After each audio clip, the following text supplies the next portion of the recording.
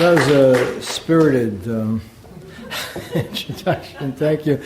You know, what you left out is I think I've done about 13 books, so let me defend book writing for a minute.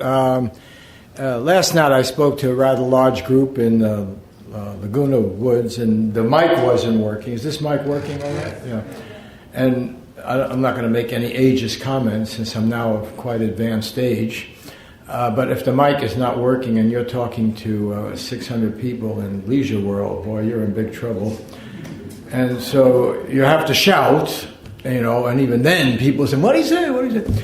And, you know, and it occurred to me, you're then this demagogue, you know, and, you know, I am, by the way, a professor at the University of Southern California. I missed the president's appearance there today to come here. I consider myself something of a scholar. And anyway, so the good thing about writing books is if it seems a little too simplistic or glib or what have you, you can buy the bloody thing. And this thing is out in paperback. It won't break your, you know, it's a hamburger and a Coke, so it's not like a big deal. And let me just say something about how I got into this. I've written about a lot of different things. And I did work with for the Los Angeles Times for 29 years. And one of the really nice things that happened with this book is I actually, when I left, it was not under the most pleasant circumstances. The real reason was that I'd been attacked by Bill O'Reilly and Rush Limbaugh, and those people had the ability to send 5,000 emails in an hour. And the new owners of the Los Angeles Times, the Tribune Corporation, which has taken the paper, by the way, into bankruptcy, you know, had enough. But on Monday, I had a very, very nice review of my book in the Los Angeles Times, so I feel very good about it. And yeah. So let me just say how I got into this. Since this is a book thing, I think we could be a little bit more reflective. Right? It's not a rally or something. So I actually came out to California on a bus from the Bronx, believe it or not, to go to graduate school at Berkeley. I'd gone to City College in New York. And I really didn't know much about the thing I was supposed to be a TA in, which was economics.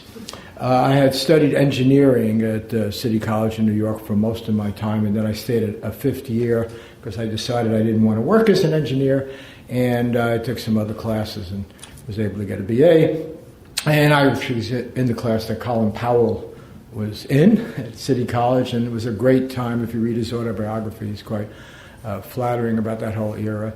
And then I came out. I had a fellowship at Maxwell School at Syracuse, where I did some economics, but not much, and then I went to Berkeley.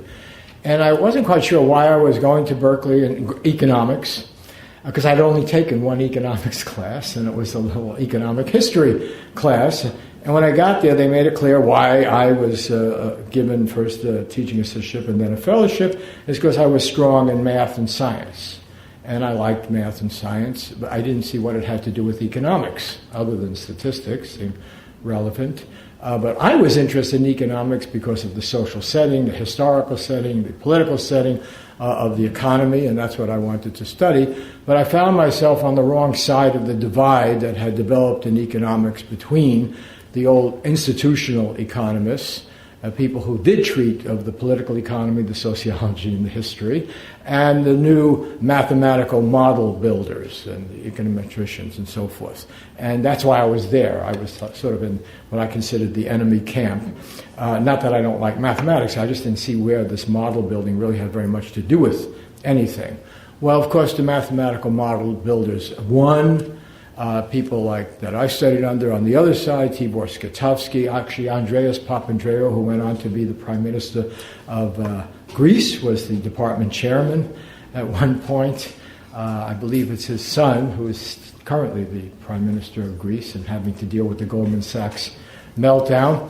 I mean, I know it is. I know him. And at any rate, I trace a lot of the problems we have with the economy now to that what happened to economics. That basically, I feel the profession was hijacked by Wall Street. And so the whole construction of these models really became an excuse for selling things that shouldn't have been sold. I'll spell that in some detail. I do want to make one little note. Hearing your upcoming program, I do edit Truthdig.com, and actually my son runs it, my youngest son, but I have something to do with it. And one of the things I'm so proud of, it may be one of the most important things I've done in my life, is that I actually have provided a home for Chris Hedges, who is one of your upcoming speakers. And Chris Hedges was forced out of the New York Times because he dared to question in a convocation speech the ethics of war making as it was being conducted. And so I'm very proud of that. And if you should come hear Chris Hedges, and you should go to Truthdig every Monday morning where we feature Chris's work. I'm very proud of that. Let me tell you how I got into this particular subject. First of all, let me tell you this subject is really important. It's not going away. It may sound boring, it is the dismal science, as Carlyle once said, but we have a situation now where we have 44 million Americans living under the official poverty line. That means 44 million trying to get by in a family of four with less than $21,400. That's not kidding around. We have around 50 million people who have either lost their homes or are so deeply underwater that they're in real danger of losing it. And when you lose your homes, for most of these people, they've lost their savings, their means of retirement, their means of passing something on to their children, their means of financing their kids' education, their self-esteem, and so forth. The house in America, the home, as we all know, is the basis of the Tocquevillian idea of a strong middle class, which is the base of democracy. And that's why we support it as a society. It's why we take it seriously. And something terrible has happened to the housing market. Houses were turned into chips to be played in the Wall Street casino. They lost any connection with the reality of the real human beings involved. And we have this incredible tragedy going on. My wife wanted me to make very clear that I overstated the case when I was interviewed on the radio this morning. I don't have lots of brother-in-laws here who are having their houses taken from them. I think I have a couple. She says, well, there's only one that's actually right now in that situation.